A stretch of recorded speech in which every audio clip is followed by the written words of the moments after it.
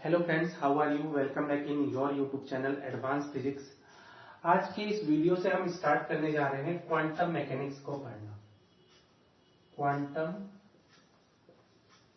Mechanics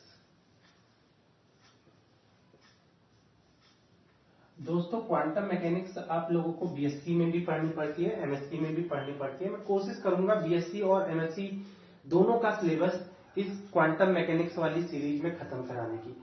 quantum mechanics को हम starting से पढ़ना शुरू करेंगे। स्टार्टिंग यानी जहां से क्वांटम मैकेनिक्स के रूल, लॉ या थ्योरी बनना स्टार्ट हुई, वहां से हम क्वांटम मैकेनिक्स पढ़ना शुरू करेंगे।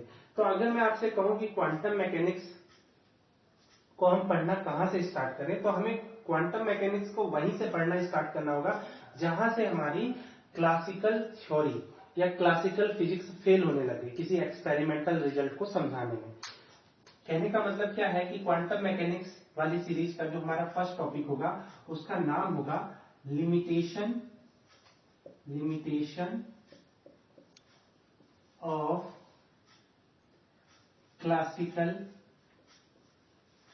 Physics.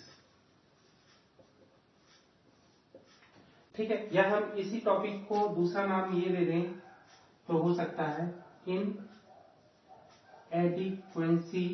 इनएडिक्वेंसी of classical mechanics. Inadequacy of classical mechanics. तो स्टार्ट करते हैं आज का ये टॉपिक जिसका नाम है लिमिटेशन ऑफ क्लासिकल फिजिक्स या इनएडिक्वेंसी ऑफ क्लासिकल मैकेनिक्स, या इसको एक और नाम हम दे सकते हैं ओरिजिन ऑफ क्वांटम थ्योरी। तो स्टार्ट करते हैं आज का ये वीडियो। तो जो हमारी हेडिंग है इनडिक्वेंसी या लिमिटेशन ऑफ क्लासिकल फिजिक्स में, इनडिक्वेंसी मतलब होता है इनसफिशियंसी या एक तरह से कमी, और लिमिटेशन कहने का मतलब है कमी। यानी क्लासिकल फिजिक्स में क्या क्या कमियां थी, यानी इनडिक्वेंसी या लिमिटेशन ऑफ क्लासिकल फिजिक्स का मतलब ही ये हुआ कि क्लासिकल फिजिक्स में क्या क्या कमियां थी। यहां तक कि क्लासिकल फिजिक्स को मैं अभी क्लासिकल मैकेनिक्स भी बोल रहा था। क्लासिकल मैकेनिक्स, तो पहले ये समझते हैं कि क्लासिकल मैकेनिक्स थी क्या, या क्लासिकल फिजिक्स में था क्या, और इसमें क्या क्या कमियां थी।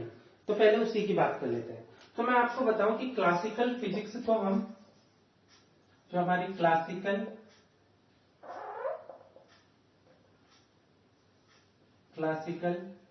फिजिक्स, जिसको हम क्लासिकल मैकेनिक्स भी बोल रहे हैं, क्लासिकल मैकेनिक्स, ये था क्या। तो मैं आपको बताऊं, जो भी हमने 11th क्लास में फिजिक्स पढ़ी है वो सब क्लासिकल मैकेनिक्स ही है या क्लासिकल फिजिक्स है। यानी एक शॉर्ट व्यू बताऊं आपको क्लासिकल फिजिक्स का, तो 11th क्लास की फिजिक्स ही क्लासिकल फिजिक्स है। यानी जितना भी फिजिक्स का पोर्शन हम 11th क्लास में पढ़ते हैं वो सब एक तरह से क्लासिकल फिजिक्स है। या क्लासिकल फिजिक्स की डेफिनेशन दे सकते हैं हम, physics where Newton's laws of Newton's law of motion are valid। ये दूसरी क्लासिकल फिजिक्स की डेफिनेशन है, क्लासिकल मैकेनिक्स की डेफिनेशन। आई होप आपको समझ में आ गया होगा। यानी अगर मैं कहूं कि क्लासिकल फिजिक्स के अंदर क्या क्या हमें पढ़ना पड़ता था, तो हमें न्यूटन्स लॉज ऑफ मोशन पढ़ना पड़ता था। न्यूटन्स लॉ ऑफ मोशन में आपको पता है फर्स्ट है लॉ ऑफ इनर्शिया। इनको मैं समझाऊंगा नहीं क्योंकि आप लोगों ने ये सब बहुत डिटेल में पढ़ रखा होगा। Law of inertia, second law of force, and third है law of action and reaction. Means हम सारे जितने भी एक्सपेरिमेंट थे या जितने भी फिजिकल सिस्टम थे, ठीक, उन सबको कहने का मतलब है, फिजिकल सिस्टम कहने का मतलब है सिंपल पेंडुलम एक फिजिकल सिस्टम हो गया जिसका मोशन आपको पता है कैसा होता है, या स्प्रिंग का मोशन, जैसे फॉर एग्जांपल एक स्प्रिंग सिस्टम एक सरफेस पे रखा हुआ है, तो इस स्प्रिंग सिस्टम का मोशन कैसा होगा। इसका मतलब जितने भी इस टाइप के फिजिकल सिस्टम थे उन सबका एक्सपेरिमेंटल रिजल्ट या एक्सपेरिमेंट या इनके मोशन की पूरी तरह से स्टडी हम कैसे कर सकते थे, न्यूटन्स लॉ ऑफ मोशन की हेल्प से। क्लियर हो गई बात। इनफैक्ट एक और लॉ ऐड करना चाहूंगा न्यूटन्स लॉ ऑफ मोशन में, उसे हम फोर्थ कह देते हैं, ठीक है, फोर्थ लॉ तो नहीं होता न्यूटन्स का, लेकिन फोर्थ लॉ हम कह देते हैं law of gravitation, law of gravitation. ये भी न्यूटन नहीं दिया था, ठीक है। तो कहने का मतलब न्यूटन्स लॉ ऑफ मोशन में हम ये फोर्थ लॉ की हेल्प से सारे मोशन को स्टडी करते हैं। In fact motion of moon around sun, ये भी एक सिस्टम हो गया। यानी ये जो चीज है इन्हीं को हम क्या कहते हैं, इन सभी चीजों को हम फिजिकल सिस्टम कहते हैं, फिजिकल सिस्टम कहते हैं, जिनकी हम स्टडी करते हैं फिजिक्स में, इनके मोशन की स्टडी करते हैं, ठीक है। अच्छा, फिजिक्स में यानी जहां तक क्लासिकल फिजिक्स है उसमें एक और पार्ट होता है लाइट का, लाइट, क्योंकि फिजिकल सिस्टम की स्टडी करने के लिए हम क्या न्यूटन्स लॉ ऑफ मोशन का यूज करते हैं, ऐसे ही क्लासिकल फिजिक्स में लाइट के फिनोमिना की स्टडी करने के लिए, लाइट के फिनोमिना क्या होते हैं, जैसे फॉर एग्जांपल रिफ्लेक्शन,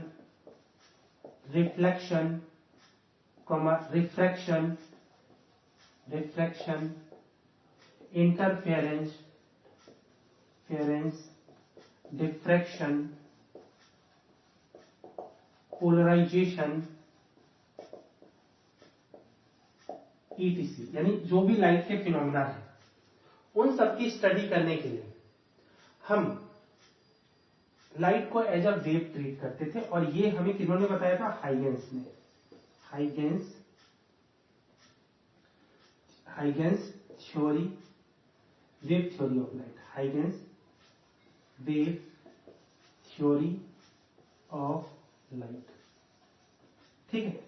यानी कुल मिला के अगर मैं कहूं कि पूरी की पूरी क्लासिकल फिजिक्स किन लॉ को फॉलो करती थी, तो वो अगर हम डिस्क्राइब करें तो 5 लॉ क्लासिकल फिजिक्स को डिफाइन करते हैं। First, law of inertia, law of force, law of action and reaction, law of gravitation and Huygens wave theory of light. मतलब क्लासिकल फिजिक्स इन्हीं लॉ के अराउंड घूमती रहती है और इन्हीं लॉ की हेल्प से हम क्लासिकल फिजिक्स के हर एक फिनोमिना, चाहे वो फिनोमिना हो सिंपल पेंडुलम के मोशन का, चाहे वो फिनोमिना हो स्प्रिंग सिस्टम का, चाहे वो फिनोमिना हो motion of moon around sun या motion of planet around motion of moon around earth, मैं भूल गया, motion of moon around earth या motion of planet around the sun, ये सारे मोशन हम न्यूटन्स लॉ ऑफ मोशन की हेल्प से एक्सप्लेन कर सकते हैं, ठीक है। ऐसी लाइट के जितने फिनोमिना थे, जैसे reflection, refraction, interference, diffraction, polarisation, ये सारे फिनोमिना हम लाइट के जो फिनोमिना थे उनको Huygens wave theory of light की हेल्प से एक्सप्लेन करते थे। तो इतने सारे फिनोमिना जो भी मैंने अब तक बताए, इन सब फिनोमिना को क्लासिकल फिजिक्स सक्सेसफुली एक्सप्लेन करती थी कि ये फिनोमिना होते कैसे हैं या इन फिनोमिना का रिजल्ट क्या क्या आ सकता है। क्लियर हो गई बात। बट क्लासिकल फिजिक्स फेल कहां हुई, अब उसके बारे में बात करते हैं। तो इसको नोट कर लो, थोड़ा नोट्स भी बना लेते हैं, ठीक है। जितनी बातें मैंने यहां समझाई थी उनको एक बार नोट्स में आप कैसे लिखोगे उसको लिख देते हैं। उसके बाद हम ये बात करेंगे कि क्लासिकल फिजिक्स फिर क्या क्या एक्सप्लेन नहीं कर पाई या क्या क्या फिजिकल, कौन कौन से फिजिकल फिनोमिना थे जिनको समझाने में क्लासिकल फिजिक्स या क्लासिकल मैकेनिक्स फेल हुई। तो इसको नोट करना चाहो तो नोट कर लो, मैं मिटा दूं। तो इस टॉपिक को पढ़ते पढ़ते आप नोट्स भी बनाते रहना, क्योंकि ये जो टॉपिक है लिमिटेशन ऑफ क्लासिकल फिजिक्स या ओरिजिन ऑफ क्वांटम मैकेनिक्स, इसको दोनों ही नाम दे सकते हैं, ये बीएससी के सिलेबस का हिस्सा रहता है, तो इसलिए नोट्स भी बना लो। तो मैंने नोट्स में आपको लिखना क्या है वो मैंने आपकी स्क्रीन के सामने नोट कर दिया है। Before 1900 most of phenomena could be explain on the basis of classical physics which is based on first Newton's law, Newton's law क्या थे? Law of inertia, law of force, law of action and reaction and law of gravitation. These law explain the motion of following physical system. तो मैंने 2-3 example लिए हैं. Example में simple pendulum का motion हम Newton's के लॉ से explain कर सकते थे. स्प्रिंग सिस्टम को भी हम न्यूटन्स के लॉ से एक्सप्लेन कर सकते हैं. And motion of satellite and planets को भी हम न्यूटन्स के लॉ से एक्सप्लेन कर सकते हैं. ठीक है. ऐसी क्लासिकल फिजिक्स में जो हम दूसरे थ्योरी यूज करते हैं वो है वेव थ्योरी ऑफ लाइट. इससे हम लाइट के फिनोमिना को एक्सप्लेन करते हैं. For example wave theory of light से हम रिफ्लेक्शन भी पढ़ते हैं, रिफ्रैक्शन भी पढ़ते हैं, डिफ्रैक्शन भी पढ़ते हैं, इंटरफेरेंस भी पढ़ते हैं और पोलराइजेशन भी पढ़ते हैं. तो लाइट के ये जो फिनोमिना थे इनको हम वेव थ्योरी ऑफ लाइट की हेल्प से सक्सेसफुली एक्सप्लेन कर पाते हैं. ठीक है. तो यही सब चीजें मैंने अब तक समझाई थी. तो उसको नोट्स में अगर आपको सही तरीके से लिखना है तो मैंने आपकी स्क्रीन के सामने नोट कर लिया है. अब आगे समझते हैं कि क्लासिकल थ्योरी फिर फेल कहां हुई. तो आप लोगों को तो पता ही है कि फिजिक्स में रिसर्च एक्सपेरिमेंट लगातार होते ही रहते हैं. तो कुछ ऐसे फिनोमिना थे या कुछ ऐसे एक्सपेरिमेंट थे जिसको समझाने में क्लासिकल मैकेनिक्स या क्लासिकल फिजिक्स फेल हो गई. उनमें से सबसे पहला है black body radiation. Black body radiation. अब ये ब्लैक बॉडी रेडिएशन क्या है मैं आपको बता दूं कि जब ब्लैक बॉडी को हम हीट देते हैं तो उससे रेडिएशन इमिट होते हैं. तो अगर उसका हम स्पेक्ट्रम प्लॉट करें या उसका जो ग्राफ प्लॉट करें इंटेंसिटी वर्सेज वेवलेंथ का तो उसका स्पेक्ट्रम कुछ ऐसा मिलता था. ठीक है. इसका मतलब वेवलेंथ के इंक्रीज होने के साथ साथ इंटेंसिटी में वेरिएशन होता था. तो इस बात को एक्सप्लेन क्लासिकल फिजिक्स या क्लासिकल मैकेनिक्स नहीं कर पाए कि वेवलेंथ के चेंज होने के साथ साथ इंटेंसिटी में वेरिएशन किस तरह से होता है. तो यही था ब्लैक बॉडी रेडिएशन. तो इसको एक्सप्लेन नहीं कर पाई क्लासिकल मैकेनिक्स या क्लासिकल फिजिक्स. एंड सेकेंड जो फिनोमिना था वो था photo electric effect. Photo electric effect. अब इस फिनोमिना में क्या होता था. इस फिनोमिना में होता था कि कोई मेटेलिक प्लेट है. फॉर एग्जांपल ये मेटेलिक प्लेट हमने रख दी. उसमें जब हम हाई फ्रीक्वेंसी रेडिएशन को इंसिडेंट करवाते थे. ये क्या है? High frequency radiation. High frequency radiation को जब हम इंसिडेंट कराते थे तो हमें इस मेटल सरफेस से इलेक्ट्रॉन निकलते हुए दिखाई देते थे. ये हमने डिटेक्ट किया था एक्सपेरिमेंट से. तो इस फिनोमिना को ही हम फोटो इलेक्ट्रिक इफेक्ट कहते हैं. ये फोटो इलेक्ट्रिक इफेक्ट वाला फिनोमिना भी क्लासिकल फिजिक्स या क्लासिकल मैकेनिक्स से एक्सप्लेन नहीं कर पाए. थर्ड जो फिनोमिना है वो है stability of atom. Stability of atom. अब इसमें क्या वो होता था. देखो स्टेबिलिटी ऑफ एटम ये रदरफोर्ड एटॉमिक मॉडल का एक ड्रॉबैक था. रदरफोर्ड एटॉमिक मॉडल क्या था. Rutherford atomic model. इसमें रदरफोर्ड ने यह ज्यूम किया था कि जो हाइड्रोजन यानी H एटम का जो स्ट्रक्चर होता है उसमें क्या होता है. एक प्रोटॉन सेंटर पे होता है और इलेक्ट्रॉन उस प्रोटॉन का सर्कुलर पाथ पे चक्कर लगाता रहता है. अब ये सिस्टम बना कैसे उसके लिए उन्होंने एक एक्सप्लेनेशन दिया कि जैसे कि दो चार्ज पार्टिकल Q1 और Q2 अगर r डिस्टेंस पे हो. ठीक है. तो इन दोनों के बीच में जो इलेक्ट्रोस्टैटिक फोर्स होती है उसकी वैल्यू होती है 1/4 pi epsilon 0 Q1 Q2 upon r square. ठीक है. Where r is the distance between them. तो जो ये इलेक्ट्रोस्टैटिक फोर्स है वो अगर देखो एक इलेक्ट्रॉन के ऊपर निगेटिव चार्ज होता है, प्रोटॉन के ऊपर पॉजिटिव चार्ज होता है, तो जो ये फोर्स होगा ये फोर्स की निगेटिव वैल्यू होगी.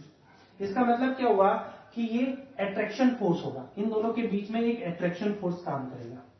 वो अट्रैक्शन फोर्स इलेक्ट्रॉन को सर्कुलर पाथ में घूमने के लिए एक सेंट्रिपिटल फोर्स प्रोवाइड करता है. यानी इलेक्ट्रॉन और इस न्यूक्लियस का ये सिस्टम कैसे बना. जब यहां पे एक सेंट्रिपिटल फोर्स क्रिएट हुई यानी mv² upon r equal to किसके इक्वल होगी वो 1/4 pi epsilon 0 Q1 Q2 upon r square. ठीक है, ये सेंट्रीपिटल फोर्स का फॉर्मूला है। m is the mass of electron, यहाँ पे m क्या है, mass of electron, v is the velocity of electron, r is the distance between nucleus and electron. ठीक है, ये सर्कुलर पाथ पे मोशन कर रहा है। क्लियर हो गई बात? ठीक है, तो रदरफोर्ड का एटॉमिक मॉडल ये था। अब इस मॉडल में क्या थी, इनस्टेबिलिटी थी, यानी स्टेबिलिटी ऑफ एटम ये एक्सप्लेन नहीं कर पाया मॉडल। कैसे एक्सप्लेन नहीं कर पाया, देखो उसको समझाते हैं।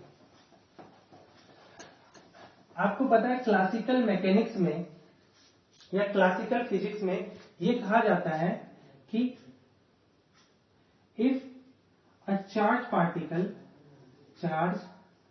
Particle accelerate, then it emit radiation oblique energy। इसका मतलब क्या है कि क्लासिकल फिजिक्स ये कहती है कि अगर कोई चार्ज पार्टिकल एक्सेलरेट हो रहा है तो वो लगातार अपनी एनर्जी को लूज करता जाता है। ठीक है, कैसे? तो देखो ये इलेक्ट्रॉन अभी अगर ये इस पोजीशन पे है तो इसकी वेलोसिटी की डायरेक्शन ये होगी। अभी ये इलेक्ट्रॉन यहां पहुंच गया तो वेलोसिटी की डायरेक्शन ये होगी। अगर इलेक्ट्रॉन यहां पहुंच गया तो वेलोसिटी की डायरेक्शन ये होगी, यानी वेलोसिटी की वही डायरेक्शन होगी जो टेंजेंट की डायरेक्शन होगी उस पोजीशन पे। इसका मतलब इलेक्ट्रॉन की वेलोसिटी चेंज हो रही है, डायरेक्शन चेंज हो रही है, मींस वेलोसिटी चेंज हो रही है। वेलोसिटी चेंज हो रही है, इसका मतलब इलेक्ट्रॉन के पास एक एक्सेलरेशन मोशन है, यानी इलेक्ट्रॉन लगातार एक्सेलरेट हो रहा है। अगर इलेक्ट्रॉन लगातार एक्सेलरेट हो रहा है तो क्लासिकल थ्योरी ये कहती है कि इलेक्ट्रॉन लगातार अपनी एनर्जी को लूज करता रहेगा। तो प्रैक्टिकली होगा क्या कि इलेक्ट्रॉन इसी तरह से अगर सर्कुलर मोशन करता रहा तो लास्ट में क्या होगा कि इलेक्ट्रॉन सर्कुलर मोशन करता करता करता करता लास्ट में इसी न्यूक्लियस के ऊपर गिर जाएगा। इससे यह होगा कि एटम का स्ट्रक्चर खत्म हो गया। तो इसी को हम कहते हैं कि स्टेबिलिटी ऑफ एटम को क्लासिकल फिजिक्स या क्लासिकल मैकेनिक्स एक्सप्लेन नहीं कर पाए। आई होप आप लोगों को ये पॉइंट समझ में आ गया होगा। ठीक है, अगला फिनोमिना क्या था, फिजिक्स का एक अगला फिनोमिना था fourth line spectrum of H atom. H means hydrogen atom, line spectrum of hydrogen atom. देखो मैं आपको बताऊं कि दो तरह से हम हाइड्रोजन एटम का स्पेक्ट्रम निकाल सकते हैं। देखो फॉर एग्जांपल हाइड्रोजन एटम को मैंने एक ट्रांसपेरेंट चैम्बर में बंद कर रखा है और यहां से मैं रेडिएशन दे रहा हूं, इसके ऊपर रेडिएशन को इंसिडेंट करा रहा हूं। अब ये रेडिएशन विजिबल भी हो सकते हैं, विजिबल या अल्ट्रावायलेट यानी यूवी हो सकते हैं। तो इससे हमें इस फिनोमिना को करके जो हमें स्पेक्ट्रम मिलेगा वो एक एब्जॉर्प्शन स्पेक्ट्रम होगा, एब्जॉर्प्शन स्पेक्ट्रम होगा। ठीक है, और एक और तरह से हम स्पेक्ट्रम निकाल सकते हैं। फॉर एग्जांपल हमने हाइड्रोजन एटम की गैस को चैम्बर में भरा और इस चैम्बर को हमने हीट दी। ठीक है, इस चैम्बर को हमने हीट दी, हीट ऑब्लिक एनर्जी दी। तो हीट ऑब्लिक एनर्जी को देने पे क्या होता था, एटम स्पेक्ट्रम देते थे और जो इस प्रोसेस से हमें स्पेक्ट्रम मिलता था वो एक इमिशन स्पेक्ट्रम होता था, इमिशन स्पेक्ट्रम। ठीक है, हैरानी की बात थी कि एब्जॉर्प्शन इमिशन दोनों ही स्पेक्ट्रम एक लाइन स्पेक्ट्रम होते थे, लाइन स्पेक्ट्रम। अब ये लाइन स्पेक्ट्रम क्या है वो समझा देता हूं कि अगर मैं स्पेक्ट्रम को रिप्रेजेंट करूंगा तो दो चार लाइनों का ग्रुप होगा, वो इस तरह से मिलता था हाइड्रोजन का लाइन स्पेक्ट्रम। बट इससे पहले जितने भी स्पेक्ट्रम हमने निकाले थे वो स्पेक्ट्रम कंटिन्यूअस स्पेक्ट्रम होते थे, इस तरह से।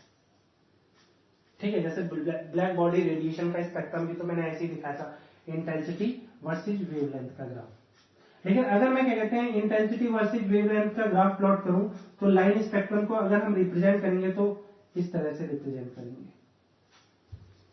आई होप आपको समझ में आ गया होगा। तो कहने का मतलब है जो हाइड्रोजन एटम का लाइन स्पेक्ट्रम हमें मिलता था वो क्लासिकल फिजिक्स या क्लासिकल मैकेनिक्स एक्सप्लेन नहीं कर पाए। ठीक है, इन सब बातों को मिटा दो। आई होप आपको चौथा भी कंसेप्ट समझ में आ गया होगा कि फिजिक्स में ये क्या था, line spectrum of H atom. ठीक, और भी फिनोमिना थे, एक और फिनोमिना लेते हैं हम,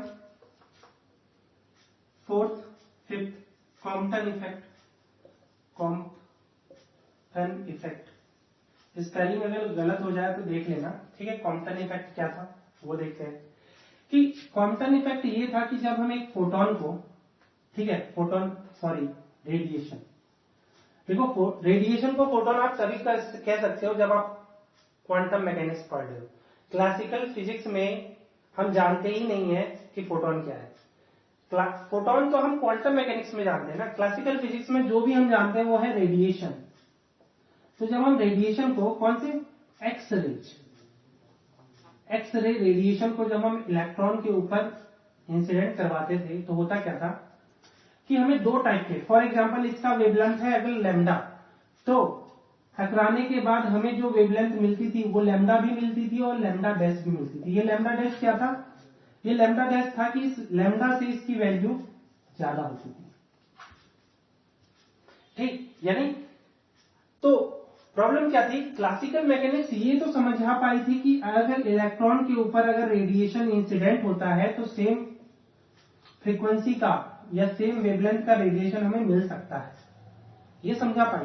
बट क्लासिकल फिजिक्स ये नहीं समझा पाई कि अगर लैम्डा इंसिडेंट हो रहा है इलेक्ट्रॉन पे तो कैसे लैम्डा डैश, यानी कैसे वेवलेंथ या फ्रीक्वेंसी चेंज हो जाती है रेडिएशन की, इस बात को बिल्कुल एक्सप्लेन नहीं कर पाई क्लासिकल फिजिक्स या क्लासिकल मैकेनिक्स। तो ये था कॉम्पटन इफेक्ट, ठीक है। तो this is called Compton effect, ठीक है, कॉम्पटन इफेक्ट, ठीक है। नेक्स्ट फिनोमिना है 6, एक्स रे स्पेक्ट्रा। अब ये एक्स रे स्पेक्ट्रा क्या है वो भी समझ लेते हैं, मिटा दो। तो आपको पता है एक्स रे को प्रोड्यूस किया जाता है, तो कैसे प्रोड्यूस किया जाता है वो तो जब मैं एक्स रे स्पेक्ट्रा पढ़ाऊंगा तभी आपको पता चलेगा। लेकिन मैं आपको बता दूं, जब भी एक्स रे को प्रोड्यूस किया जाता है तो उसका भी एक इंटेंसिटी वर्सेस फ्रीक्वेंसी का ग्राफ बनता है, फ्रीक्वेंसी का ग्राफ बनता है। फ्रीक्वेंसी लिख दें, फ्रीक्वेंसी को मैं मुंह से लिखा रहा हूं, ठीक है। इसका ग्राफ कुछ ऐसा बनता है, यानी यहां पे हमें इस ग्राफ में दिख रहा है कि फ्रीक्वेंसी एक्सरे की एक मैक्सिमम आती है, उसके बाद फ्रीक्वेंसी कम होती चली जाती है।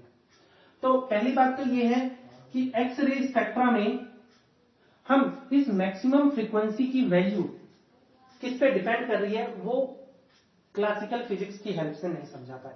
यानी क्या चीज नहीं समझा पाए, लैम्डा मैक्स आता है तो आता कैसे है, यानी maximum frequency of X ray मिलती है तो मिलती कैसे। सेकेंड चीज, ये कंटिन्यूअस स्पेक्ट्रा है, कंटिन्यूअस स्पेक्ट्रा, ठीक है। इसके ऊपर दो चार डिस्क्रीट लाइन भी मिलती थी, इसको हम कहते हैं characteristic X-ray spectra, characteristic X ray spectra, ठीक है। तो क्लासिकल मैकेनिक्स इसके जो कंटिन्यूअस स्पेक्ट्रा के ऊपर अलग से कैरेक्टरिस्टिक एक्स रे स्पेक्ट्रा मिलता था, कैरेक्टरिस्टिक्स एक्स रे स्पेक्ट्रा, इसके भी ओरिजिन को नहीं समझा पाई क्लासिकल फिजिक्स या क्लासिकल मैकेनिक्स, ठीक है। एक लास्ट फिनोमिना है 7, इन दोनों को मैं मिटा देता हूं जितनी भी बातें मैंने लिखी है। बस समझाने का ये मतलब है कि आप इनको कैसे याद रख सकते हो या ये फिनोमिना क्या क्या थे, इसीलिए मैंने थोड़ा सा इंट्रोड्यूस करवाया, ठीक है। एग्जाम में अगर बाय द वे ये टॉपिक आता है तो आपको जस्ट इनका नाम लिखना है, इनके बारे में समझाना नहीं है, क्योंकि समझाओगे तो पूरी कॉपी भर जाएगी, ठीक है। कॉपी भरना जरूरी है, बट इतना नहीं कि इसी के बारे में लिखते रह गए और सारे क्वेश्चन छोड़ दिए आपने, तो वो भी नहीं होना चाहिए, ठीक है। लास्ट फिनोमिना है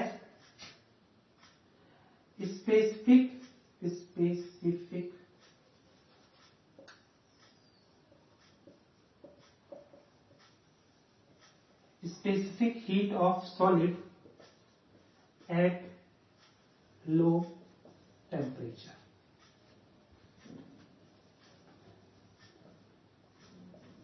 अब ये क्या, आपको पता है स्पेसिफिक हीट क्या होती है? स्पेसिफिक हीट ऑफ सॉलिड क्या होता है मैं बता देता हूं। देखो, स्पेसिफिक हीट ऑफ सॉलिड के लिए हम सीवी का यूज करते हैं। ये सीवी क्या है? Specific heat at constant volume. ये है specific heat at constant volume. दो टाइप की स्पेसिफिक हीट होती है, एक specific heat at constant pressure होता है जिसको हम सीपी से दिखाते हैं। देखो, specific heat at constant pressure हम गैसों के लिए यूज कर सकते हैं, बिकॉज गैसों में क्या होता है कि आप जैसे ही थोड़ा सा टेम्परेचर दोगे उसका प्रेशर बढ़ता जाएगा, ठीक है, या जैसे टेम्परेचर दोगे उसका वॉल्यूम बढ़ता जाएगा। लेकिन होता क्या है कि सॉलिड के केस में क्या होता है, आप टेम्परेचर दोगे सॉलिड को तो सॉलिड का वॉल्यूम ज्यादा नहीं बढ़ता जितना कि गैस अगर गैस लोगे और सॉलिड लोगे, दोनों को एक ही बराबर टेम्परेचर दे रहे हो तो आप देखोगे कि गैस ज्यादा एक्सपेंड करेगी बट सॉलिड एक्सपेंड ही नहीं करता। यानी हम एक तरह से ये कह सकते हैं सॉलिड का टेम्परेचर देने पे वॉल्यूम बढ़ता ही नहीं है। तो उस केस में हम स्पेसिफिक हीट अगर कैलकुलेट करें तो सॉलिड के लिए हम टर्म यूज करेंगे specific heat at constant volume, because temperature देने पे सॉलिड का वॉल्यूम ही नहीं बढ़ रहा है, इसलिए हम जो चीज कैलकुलेट कर सकते हैं वो है specific heat at constant volume. I hope आपको समझ में आ रहा है। ठीक है, इसको मैं मिटा दूं। अब इसका क्या कॉन्सेप्ट था उसको थोड़ा समझ लेते हैं, फिर उसके बाद नोट्स बनाना शुरू करेंगे। तो जब हमने स्पेसिफिक हीट ऑफ सॉलिड की स्टडी की तो हमें एक ग्राफ मिला। क्या ग्राफ मिला? अगर हम temperature versus specific heat of solid यानी सीवी का अगर ग्राफ प्लॉट करें तो ये ग्राफ कुछ ऐसा मिलता था। ठीक है, जस्ट ऐसा ही नहीं होता था, मतलब इसी के तरह होता था, थोड़ा घूम फिर के जाता था, ऐसे करके शेप बनाता हूं, है ना, कर्व बनाता हूं इस तरह से। ठीक है, और जहां पे ये कांस्टेंट हो जाता है वो ग्राफ, यहाँ पे सीवी की वैल्यू क्या थी, ये तो सीवी का ग्राफ हो गया, यहाँ 3R होती थी इसकी वैल्यू। ठीक है, R is the gas constant, आपको पता ही होगा R is the gas constant. Clear हो गई बात? तो ग्राफ एक्सपेरिमेंटली कुछ ऐसा मिलता था। ये क्या था? एक्सपेरिमेंटली,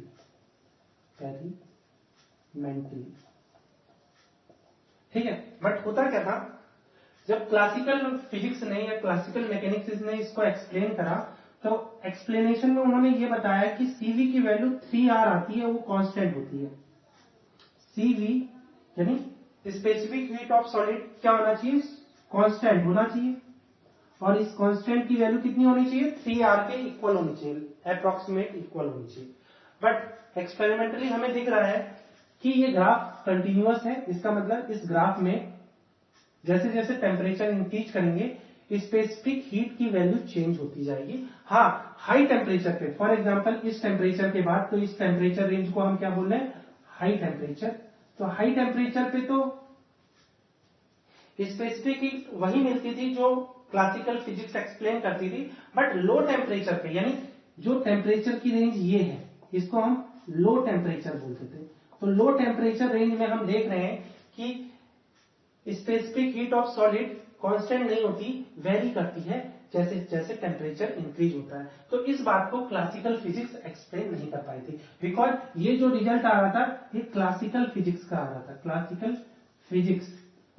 फिजिक्स कहती थी कि जो रिजल्ट होगा वो कुछ ऐसा आता है, बट प्रैक्टिकली हमें पता है जो रिजल्ट होता है, जो ओरिजिनल रिजल्ट था, जो रिजल्ट आ रहा था वो था कि CV की वैल्यू प्रोपोर्शनल होती है T क्यूब के, यानी टेम्परेचर की पावर क्यूब के प्रोपोर्शनल होती है एट लो टेम्परेचर, और at high temperature CV equal to 3R, यानी कांस्टेंट होती है एट हाई टेम्परेचर।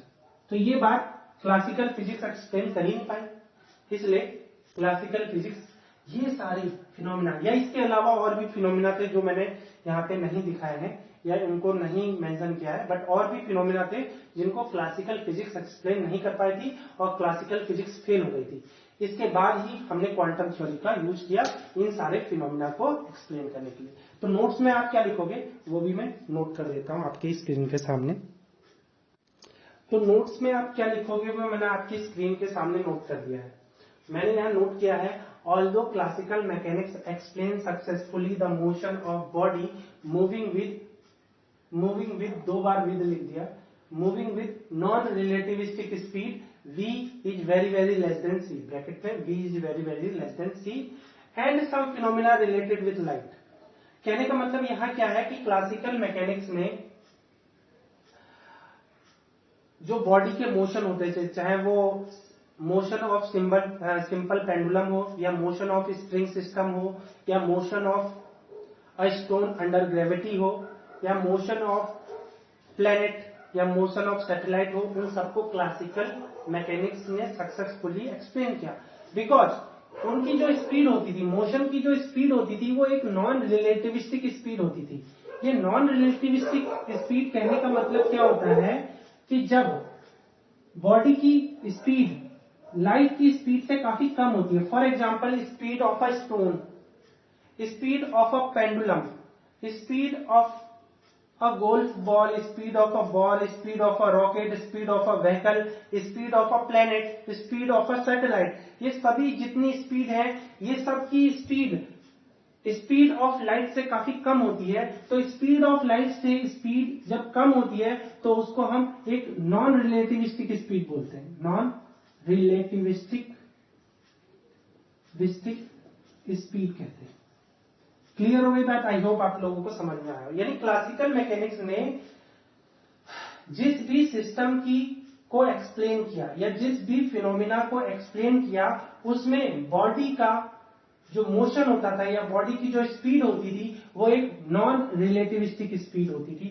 ऐसे बॉडी को, ऐसे सिस्टम को, ऐसे फिनोमिना को क्लासिकल मैकेनिक्स ने सक्सेसफुली एक्सप्लेन किया। ठीक है। एंड सम फिनोमिना, और लाइट के भी कुछ फिनोमिना जैसे reflection, refraction, diffraction, interference, polarisation, ये सारे फिनोमिना ऑफ लाइट भी क्लासिकल मैकेनिक्स ने सक्सेसफुली एक्सप्लेन किए। But classical physics could not explain following phenomena. पहला, ब्लैक बॉडी रेडिएशन को क्लासिकल फिजिक्स एक्सप्लेन नहीं कर पाई। Photo electric effect, stability of atom, line spectrum of hydrogen atom, Compton effect, X-ray spectra, specific heat of solid at low temperature, etc, ये सारे ही phenomena classical physics explain नहीं कर पाई। इसके बाद आप नोट करोगे, if we explain these phenomena using classical physics, अगर हम इन फिनोमिना को क्लासिकल फिजिक्स की हेल्प से एक्सप्लेन करेंगे तो वी फेस मेनी डिफिकल्टीज, हमें काफी डिफिकल्टी फेस करनी पड़ेगी। Because classical concept can not be applied directly to the motion of atom in a solid and motion of electron in an atom etc। कहने का मतलब क्या है कि क्लासिकल फिजिक्स में क्या होता था, हम जिसके भी मोशन की स्टडी करते थे उनका मोशन कैसा था, नॉन रिलेटिविस्टिक स्पीड से होता था। बट यहां पे क्या हुआ कि देखो, क्लासिकल फिजिक्स को तो ये पता ही नहीं था कि एक, जैसे फॉर एग्जांपल ये मैंने क्या दिखाया, सॉलिड दिखाया, सॉलिड बना होता है एटम से, तो हमें तो यही नहीं पता था सॉलिड के अंदर इन एटम्स का मोशन होता कैसा है।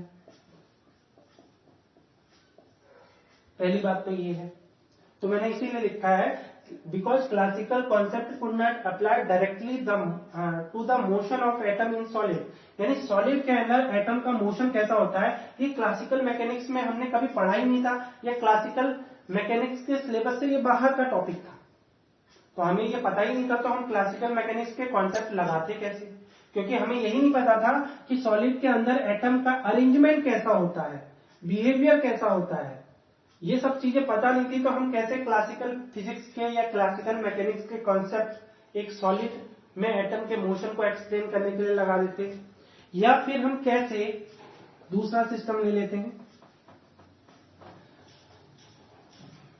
और दूसरा क्या कि एटम के अंदर, फॉर एग्जांपल एटम ये है और ये न्यूक्लियस है, इसके एटम के न्यूक्लियस के अराउंड कई सारे इलेक्ट्रॉन होते हैं, हमें ये पता है एटम के स्ट्रक्चर में। तो क्लासिकल फिजिक्स में यही हम नहीं जानते थे कि एक एटम के अंदर, हमें ये तो पता था कि एक न्यूक्लियस होता है और कई सारे इलेक्ट्रॉन होते हैं, बट इन इलेक्ट्रॉनों का मोशन होता कैसा है हमें ये भी नहीं पता था। जब हमें मोशन के बारे में ही इंफॉर्मेशन नहीं है तो हम कैसे क्लासिकल मैकेनिक्स के कॉन्सेप्ट इसमें लगा देते, तो इस वजह से हमने कई सारी डिफिकल्टी फेस की। आई होप आप लोगों को समझ में आया हो। अब आप एक और चीज मुझसे पूछ सकते हो कि सर आप ये एटम या सॉलिड के स्ट्रक्चर में एटम की बात कर रहे हो, ठीक है, लेकिन कैसे ये दोनों चीजें इन सारे फिनोमिना से रिलेटेड हैं। क्यों रिलेटेड है? जब हम ब्लैक बॉडी रेडिएशन की बात करते हैं तो कहने का मतलब क्या है कि फॉर एग्जांपल ये एक ब्लैक बॉडी है, तो ये ब्लैक बॉडी जब रेडिएशन इमिट कर रही है तो हम फिजिक्स में ये समझते हैं कि इस ब्लैक बॉडी के एटम से ब्लैक बॉडी के एटम से रेडिएशन निकल रहा है। तो जब हमें एटम के मोशन के बारे में ही नहीं पता है तो हम उसके रेडिएशन के बारे में कैसे बात कर सकते हैं? ऐसी फोटो इलेक्ट्रिक इफेक्ट में मैंने बताया था कि एक मेटेलिक प्लेट होती है, ये प्लेट होती है मेटेलिक प्लेट। अब इसमें भी एटम होते हैं, सिंपल सी बात है। ये एटम भी जब रेडिएशन से टकरा रहे हैं, जब एटम पे रेडिएशन इंसिडेंट हो रहा है तो कैसे इलेक्ट्रॉन बाहर आ रहा है, जब तक मुझे यही नहीं पता होगा कि एटम में इलेक्ट्रॉन का बिहेवियर कैसा है तो मैं इस बात को कैसे एक्सप्लेन करूंगा। कहने का कुल मतलब ये है कि जितने भी ये फिनोमिना थे, ये फिनोमिना कहीं ना कहीं एटम और इलेक्ट्रॉन के मोशन से रिलेटेड थे। और एटम और इलेक्ट्रॉन के मोशन के बारे में क्लासिकल मैकेनिक्स में हमें कुछ भी नहीं पता था, क्योंकि हम उनको देख ही नहीं पा रहे थे। रीजन क्या था? एक तो इनका साइज बहुत छोटा होता था, और दूसरा जो इनकी वेलोसिटी होती थी, जैसे for example velocity of electron, ये लगभग स्पीड ऑफ लाइट के बराबर होती थी। तो पहला तो रीजन ये है कि साइज ऑफ एटम काफी छोटा होता था, इस वजह से भी क्लासिकल फिजिक्स में हमें इनके बारे में कोई इंफॉर्मेशन नहीं थी। दूसरा कि क्लासिकल फिजिक्स काम कहां तक करती थी? जब तक बॉडीज या सिस्टम की स्पीड नॉन रिलेटिविस्टिक स्पीड रहती है, यानी स्पीड ऑफ लाइट से काफी कम रहती है, तब तक ही हमें सिस्टम को एक्सप्लेन कर सकते हैं। लेकिन जैसे ही सिस्टम या किसी पार्टिकल की स्पीड ऑफ लाइट के बराबर हो जाती है, इसको हम क्या बोलते हैं? रिलेटिविस्टिक स्पीड बोलते हैं। जब पार्टिकल की या बॉडी की स्पीड ऑफ लाइट के अप्रोक्सीमेट इक्वल हो जाए तो हम इसे रिलेटिविस्टिक स्पीड कहते हैं, रिलेटिविस्टिक स्पीड कहते हैं। तो हमें ये नहीं पता था कि जब सिस्टम का साइज छोटा होता है और ऑब्जर्वेशन हम ना कर पाए तब हम सिस्टम को कैसे ट्रीट करें, या जब सिस्टम में पार्टिकल की स्पीड रिलेटिविस्टिक स्पीड के बराबर हो जाए तब हम कैसे लॉ ऑफ मैकेनिक्स को यूज करें। ये सब हमें क्लासिकल फिजिक्स में कुछ भी नहीं पता था। इस वजह से क्लासिकल फिजिक्स ये सारे फिनोमिना को समझाने में फेल हो गई। ठीक है, इसको नोट करना चाहो तो नोट कर लो, मैं मिटा। तो क्लासिकल फिजिक्स या क्लासिकल मैकेनिक्स के फेल होने के बाद फिर जो थ्योरी डेवलप हुई उसी को हमने क्वांटम थ्योरी कहा। यानी जो फिनोमिना क्लासिकल फिजिक्स या क्लासिकल मैकेनिक्स एक्सप्लेन नहीं कर पाई, उसको एक्सप्लेन करने के लिए जो नए नए कॉन्सेप्ट हमें मिले या जो नए नए कॉन्सेप्ट फिजिसिस्ट ने दिए, वो सब कॉन्सेप्ट से मिलके ही एक क्वांटम मैकेनिक्स या नई फिजिक्स जनरेट हुई या डेवलप हुई, जिसे आज हम क्वांटम फिजिक्स या क्वांटम मैकेनिक्स कहते हैं। यानी क्वांटम मैकेनिक्स की स्टार्टिंग कहां से हुई? जब black body radiation phenomena, black body radiation phenomena को मैक्स प्लांक ने 1900 में एक्सप्लेन किया। मैक्स प्लांक ने एक्सप्लेन किया। अब आपको पता है कि ब्लैक बॉडी रेडिएशन को समझाने के लिए हम क्लासिकल मैकेनिक्स का यूज तो कर ही नहीं सकते, तो मैक्स प्लांक ने अपना एक नया कॉन्सेप्ट दिया। उन्होंने क्या बोला? जो एटम्स होते हैं ना, किसी बॉडी या किसी मटेरियल या किसी सॉलिड के जो एटम्स होते हैं वो बिहेव करते हैं लाइक ऑसिलेटर।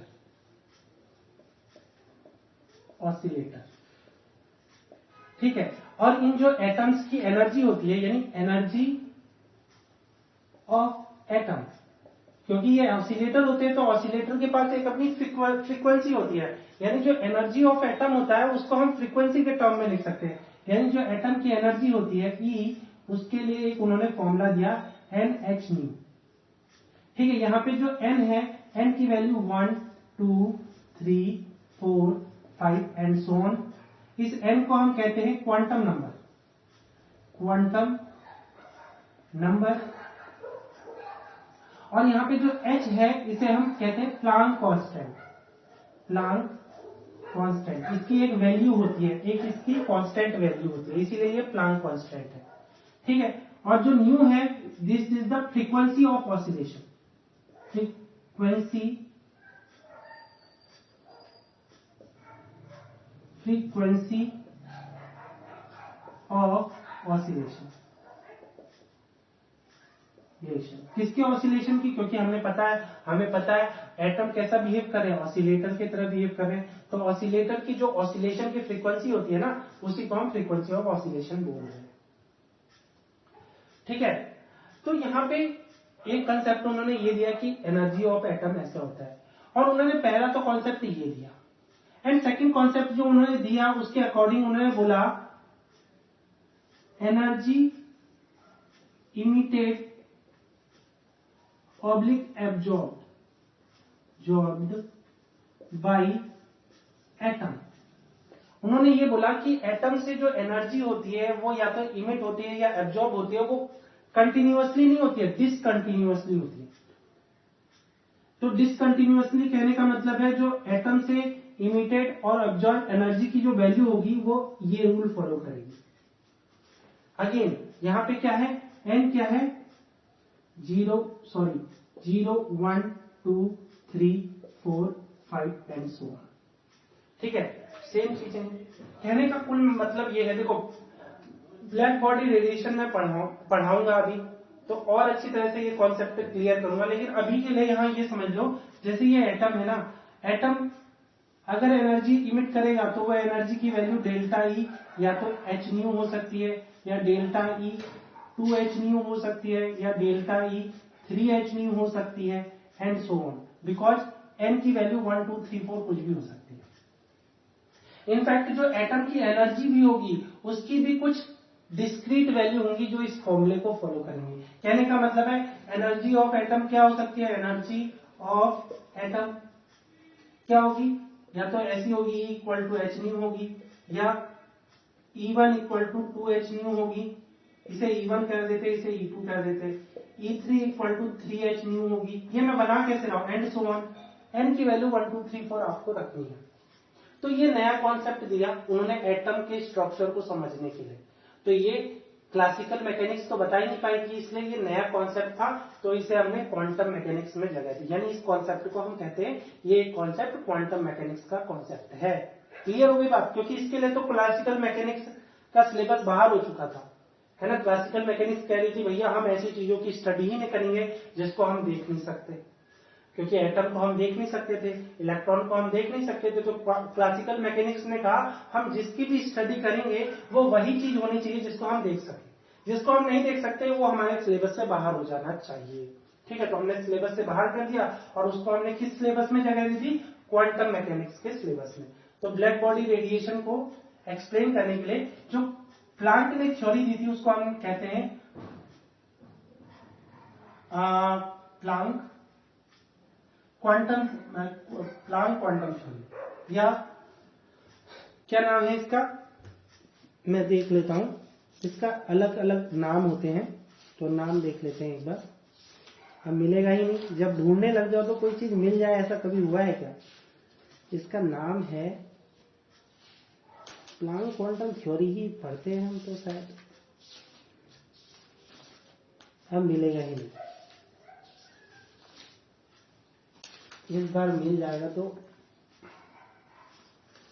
देख लेते हैं। ठीक है, इसका नाम है Planck quantum hypothesis, Planck quantum hypothesis. ठीक है, या प्लांक क्वांटम थ्योरी भी कह सकते हो आप इसको। ठीक है, दो नाम अब मुझे किताब से तो मिले नहीं, लेकिन मुझे याद था तो मैंने लिख दिया। ठीक है, हो सकता है आपकी बुक में कोई और नाम हो, लेकिन ये नाम भी है इस थ्योरी के, या Planck quantum theory, Planck quantum theory. ठीक है, यानी concept first energy of atom पहला उन्होंने एक्सप्लेन किया कि एटम ऑसिलेटर की तरह बिहेव करते हैं और उनकी एनर्जी की कुछ डिस्क्रीट वैल्यू हो सकती है। इनफैक्ट उन्होंने दूसरा अपना लॉ दिया, उसके अकॉर्डिंग एटम से इमिटेड या एब्जॉर्ब एनर्जी भी डिस्क्रीट होती है, जिसका फॉर्मूला कुछ ऐसा होता है। ठीक है, इसके बाद इस थ्योरी को थोड़ा और बढ़ाया किसने, एक नए साइंटिस्ट ने, काफी फेमस साइंटिस्ट अल्बर्ट आइंस्टीन ने।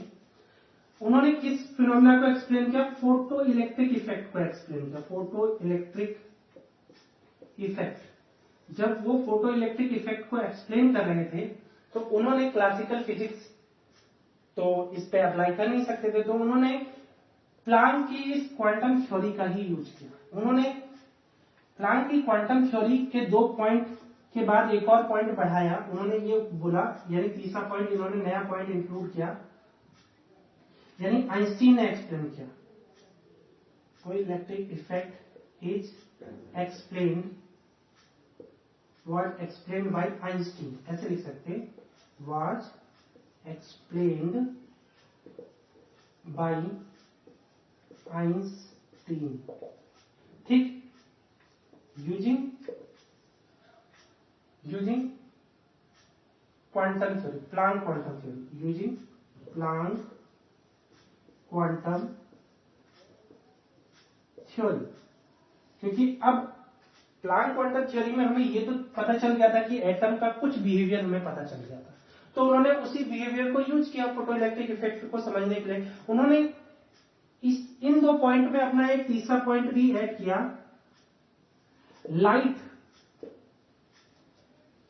Light oblique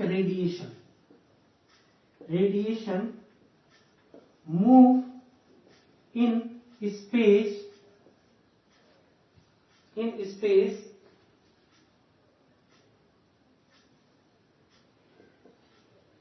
light or radiation move in space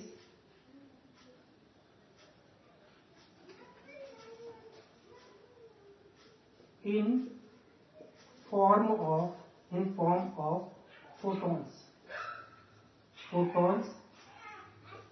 और क्वांटा, ठीक है, और क्वांटा। बस उन्होंने ये लाइन बढ़ा दी। उन्होंने ये कहा ना, जैसे फॉर एग्जांपल हमारे मैक्स प्लांक ने ये बोला था, जो एटम होता है वो एटम अगर रेडिएशन इमिट करेगा तो उसकी एनर्जी कितनी होनी चाहिए? h।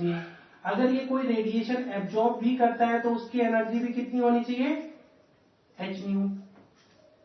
ठीक है, लेकिन इसी को एक्सप्लेन किया, क्योंकि इन्होंने रेडिएशन का जिक्र नहीं किया था, इन्होंने रेडिएशन की बात नहीं की थी, इन्होंने ये तक नहीं बताया था रेडिएशन मूव कैसे करता है, तो उसको एक्सप्लेन अल्बर्ट आइंस्टीन ने किया। उन्होंने बताया कि जो रेडिएशन होता है वो भी फोटोन के फॉर्म में, यानी इस फोटोन की जो एनर्जी होती है, एनर्जी ऑफ फोटोन, उनके अकॉर्डिंग जो फोटोन की एनर्जी होती है वो भी ये फॉर्मूला फॉलो करती है, E equal to Nhν, where n equal to 1 2 3 4 5 and so on is quantum number, is called quantum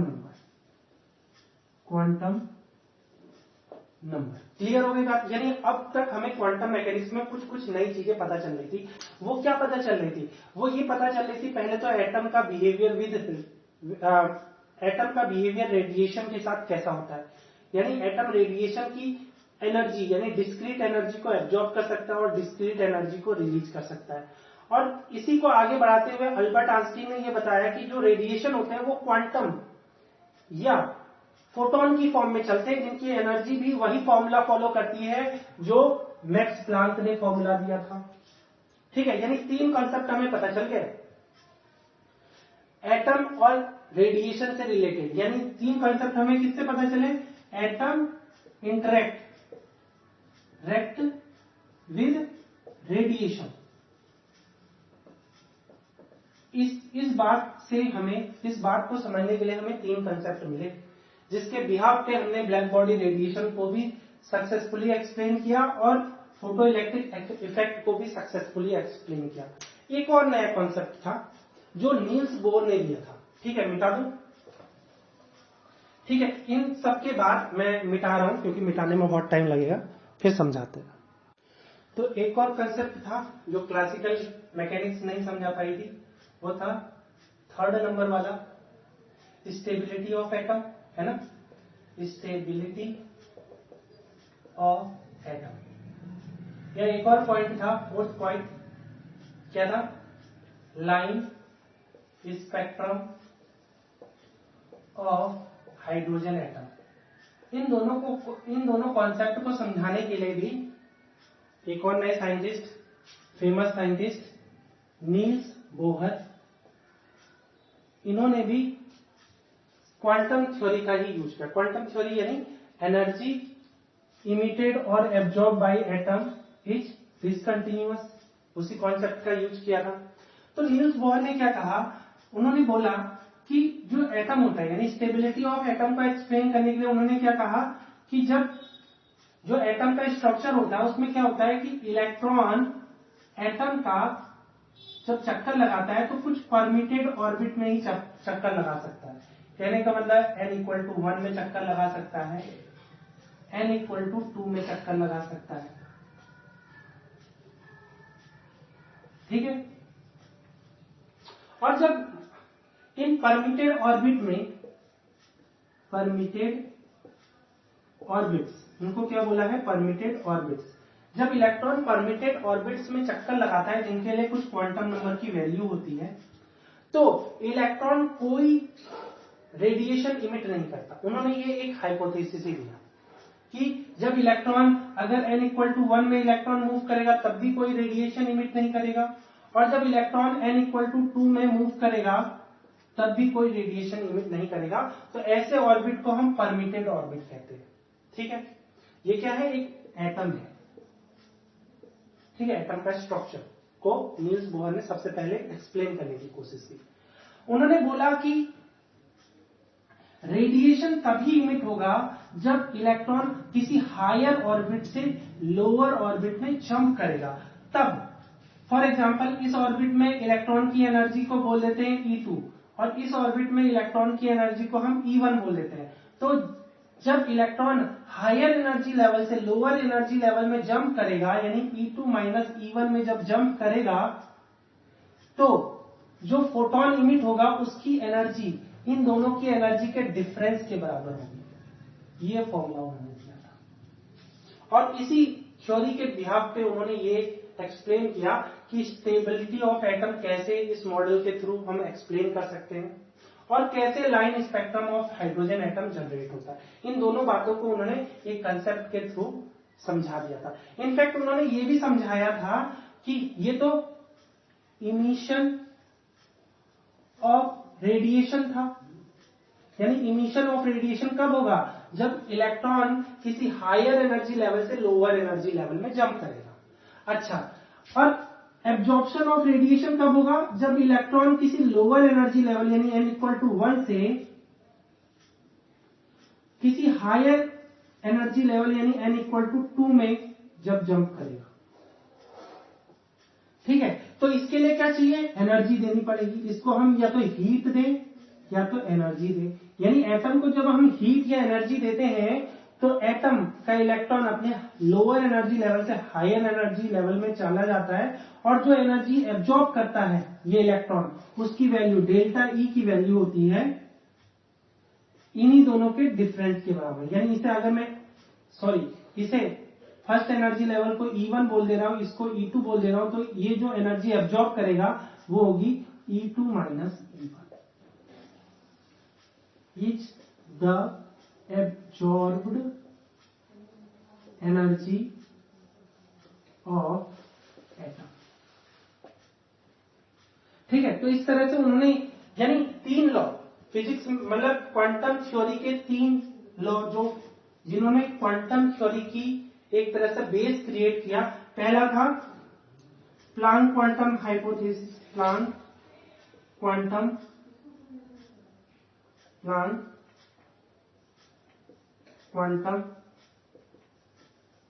hypothesis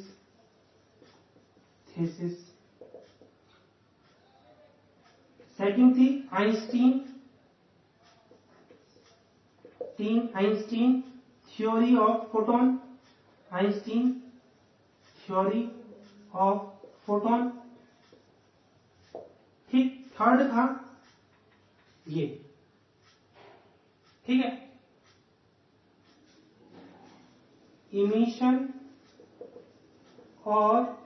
emission oblique absorption of radiation by atom.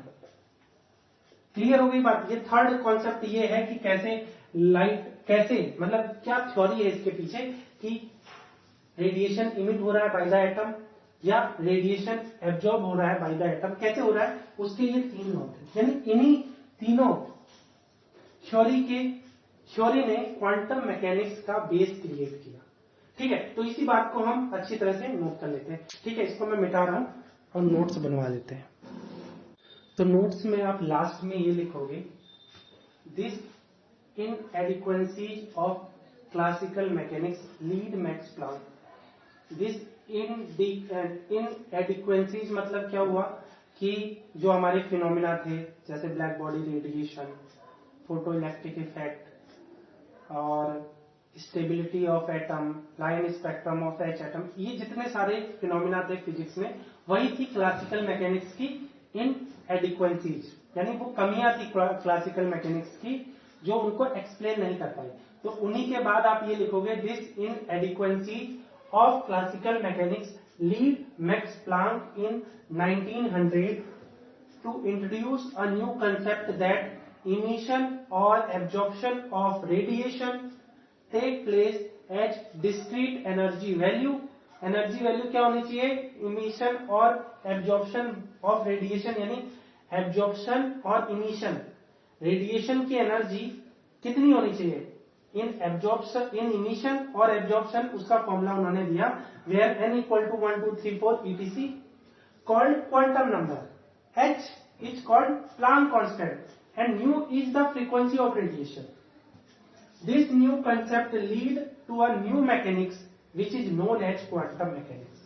ठीक है, Planck was able to explain the black body spectrum in terms of new quantum concept.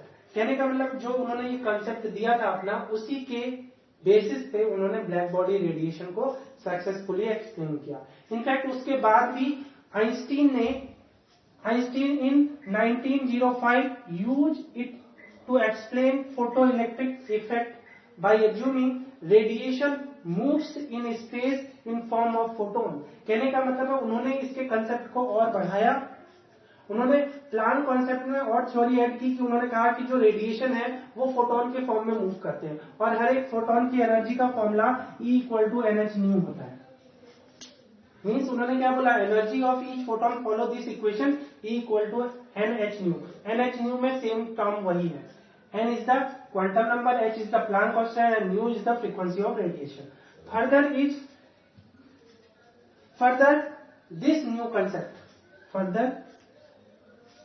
This new concept of quantum mechanics was used by Niels Bohr to explain the stability of atom and line spectrum of hydrogen atom. उन्होंने Niels Bohr ने कैसे इस concept का use किया, मैंने आपको बता दिया कि कैसे उन्होंने स्टेबिलिटी ऑफ एटम को एक्सप्लेन किया और कैसे लाइन स्पेक्ट्रम ऑफ एटम को एक्सप्लेन किया। उसको भी उन्होंने एक नया कंसेप्ट, एक थ्योरी दी और उसके बेसिस पे इन दोनों कंसेप्ट को उन्होंने समझाया। तो इस तरह से एक के बाद एक क्वांटम मैकेनिक्स में थ्योरी डेवलप होती गई और आप लास्ट में ये लिखोगे, in this way quantum theories are developed in physics, और जिसको आज हम पढ़ रहे हैं एज अ क्वांटम मैकेनिक्स के फॉर्म में। ठीक है, तो आज से क्वांटम मैकेनिक्स का वीडियो शुरू हो जाएगा, तो स्टार्ट करते हैं। आज का ये वीडियो देख लो। ठीक है, ओके बाय।